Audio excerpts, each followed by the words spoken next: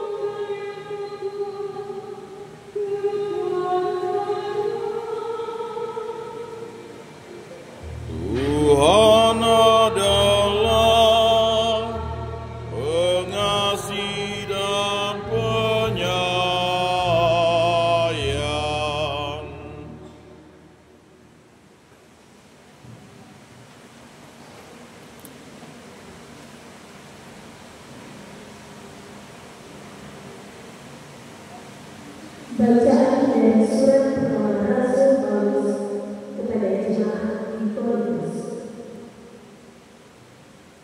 Saudara-saudara, aku mau supaya kamu ketahui bahwa kita semua berada di bawah perlindungan Allah, dan bahwa mereka semua telah dikasih Allah. Jadi, untuk menjadi pemimpin usaha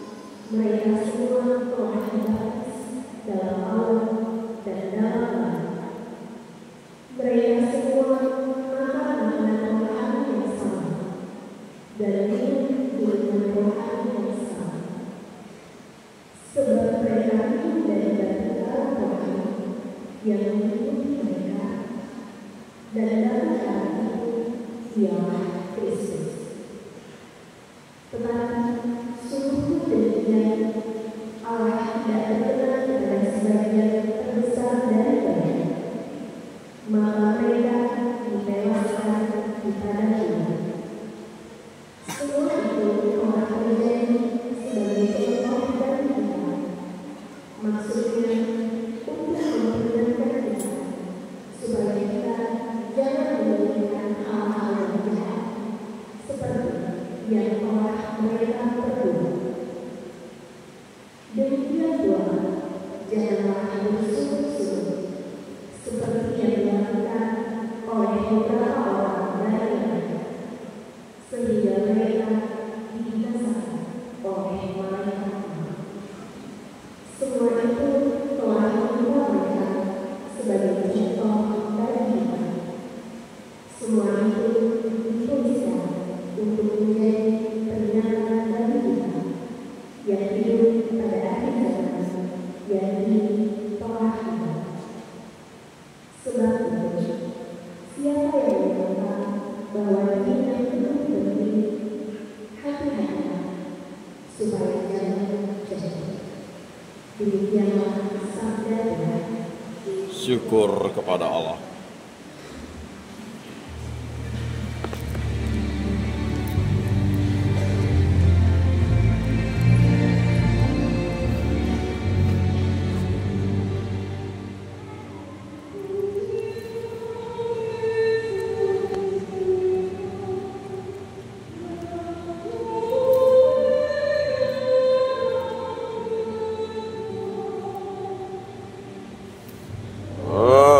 Terpujilah Kristus Tuhan, Raja mulia dan kekal.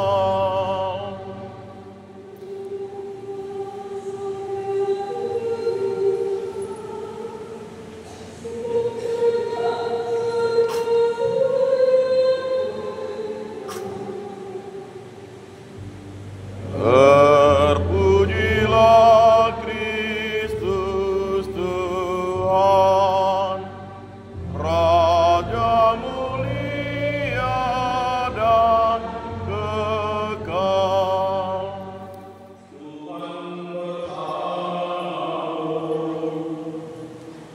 Dan bersama rohmu,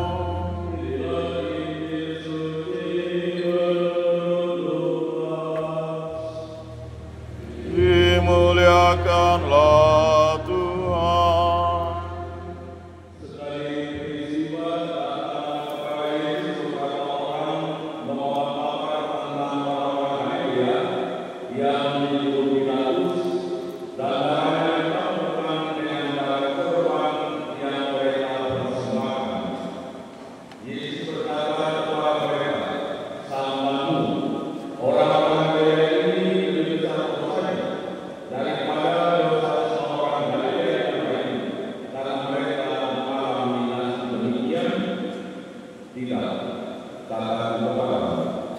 Tetapi jika kamu tidak bertobat, kamu semua akan binasa dengan cara demikian.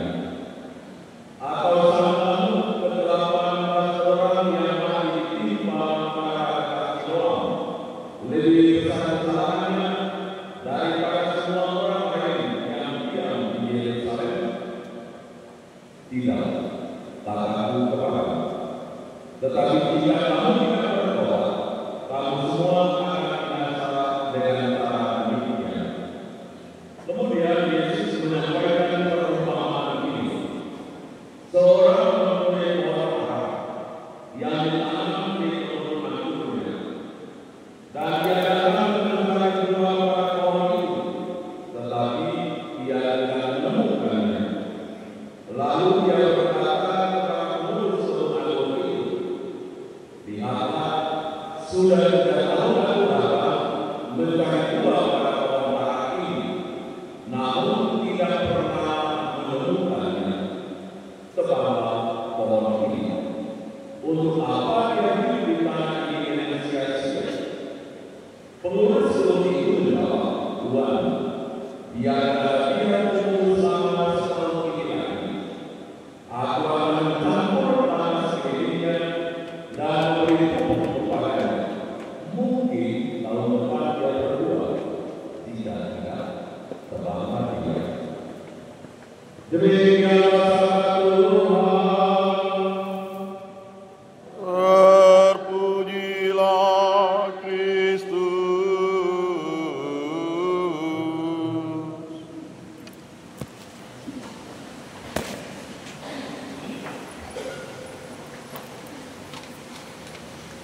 Bapak Ibu saudara-saudari yang dikasihi dalam Kristus. Kutipan perikop Injil yang telah kita dengar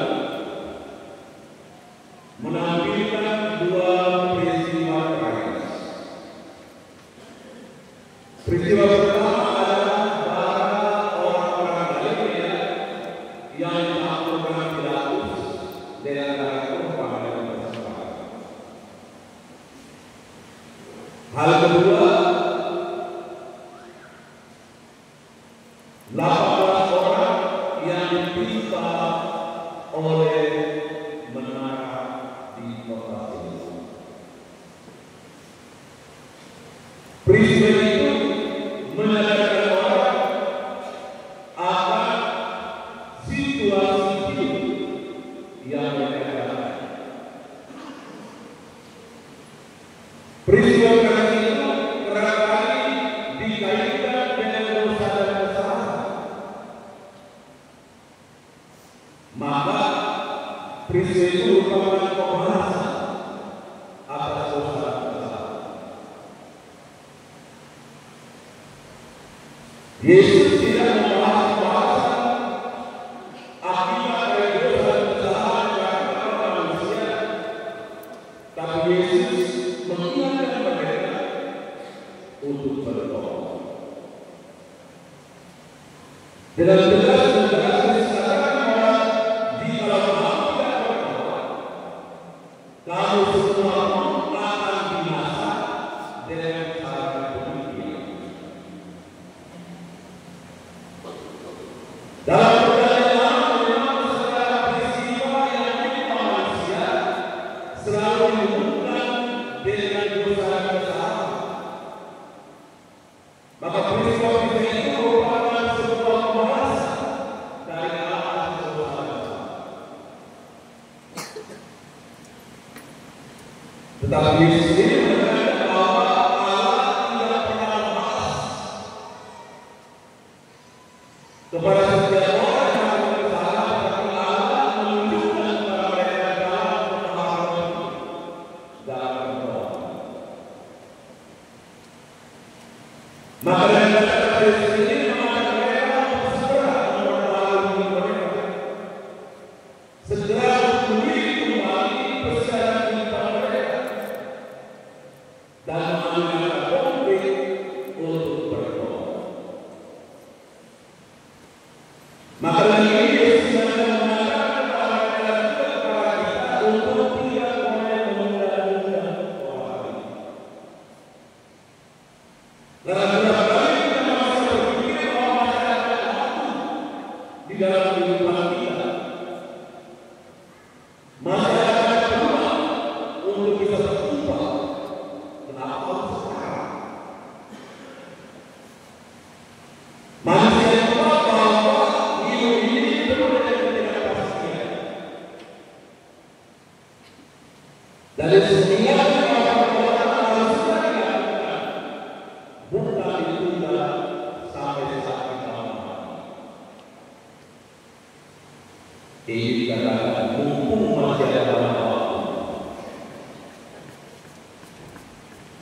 Maka panggilan untuk bertobat menolong kita untuk melihat kembali perintah baru tentang kasih yang disampaikan Yesus kepada para murid dan kepada kita, di mana Yesus sendiri berkata mengajak kita untuk saling mengasihi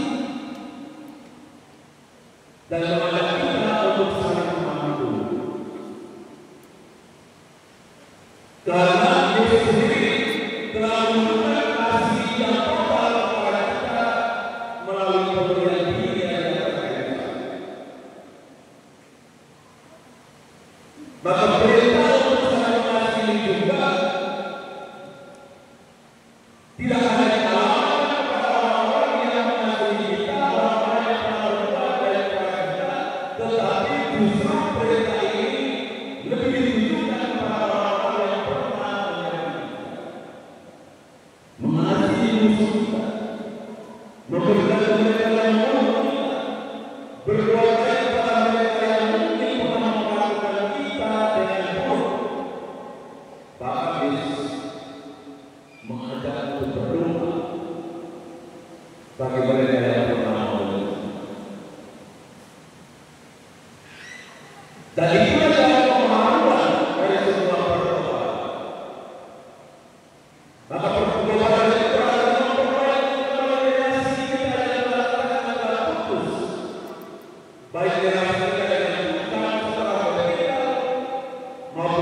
kita dan gereja saling mengenal secara horizontal.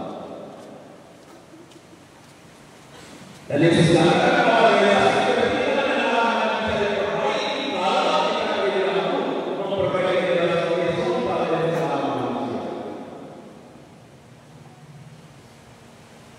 Dan dalam beberapa kali Yesus tegaskan kalau manusia diampuni kalau kamu juga mengampuni saya.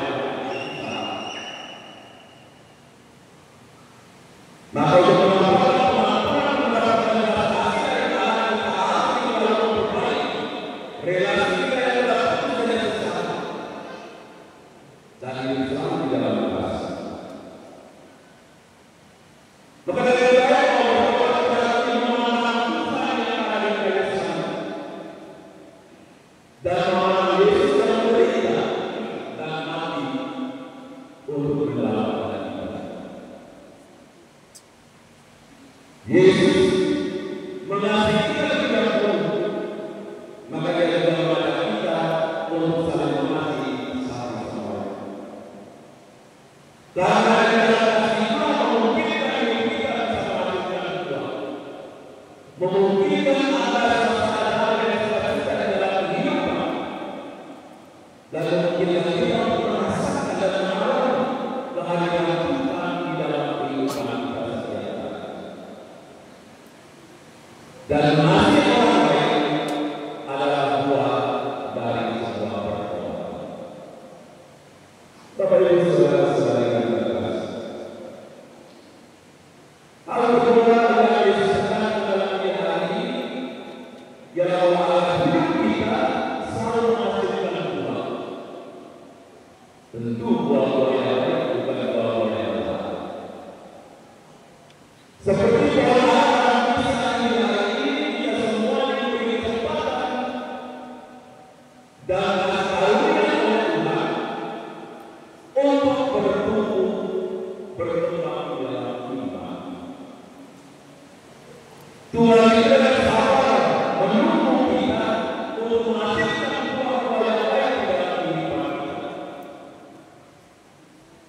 Tuhan selalu memberikan kesempatan kepada kita agar kehidupan kita menghasilkan buah-buah baik, entah itu kasih, kesabaran, pengampunan, dan perbuatan-perbuatan baik lainnya kepada sesama.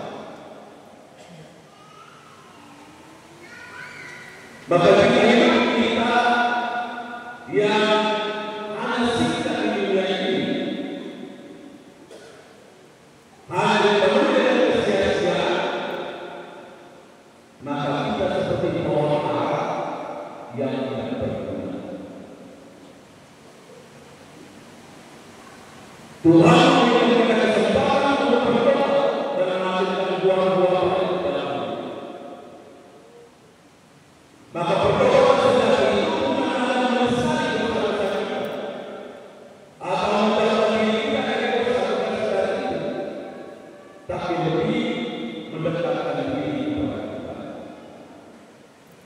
Karena Dia mendekatkan diri kepada Tuhan, Dia akan memampukan kita untuk melihat kehidupan kita dan memampukan kita untuk memperbaiki segala yang kurang di dalam kehidupan kita. Maka pertolongan sejati tidak akan menghasilkan buah, entah itu buah baik dalam keluarga dan masyarakat kita, buah kemampuan pada mereka yang pernah mengerti dan mengusulkan kita, atau buah kasih dan pelayanan pada mereka yang membutuhkan kehadiran dan pelayanan kita. Dan pada saat ini Tuhan mengajak kita untuk menjadi pohon ara yang tidak akan hidup, tetapi pohon ara yang bisa menghasilkan buah yang baik. Dan Tuhan memberikan kesempatan bila kehidupan kita saat ini belum maksimal menghasilkan buah yang baik, Tuhan mau lagi memberikan kesempatan kepada kita untuk terus-menerus menghasilkan buah yang baik dalam seluruh perjalanan kehidupan kita. Buah yang baik bagi Tuhan, buah yang baik bagi sesama. Sebab hidup kita ini singkat dan jangan sia-sia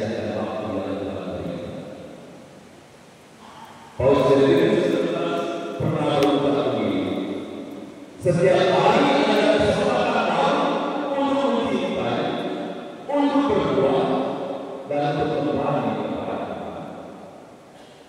Mari kita isi masa perasaan untuk berbalik kepada Tuhan, untuk bertobat dan untuk menghasilkan buah yang baik. Tuhan. Amin.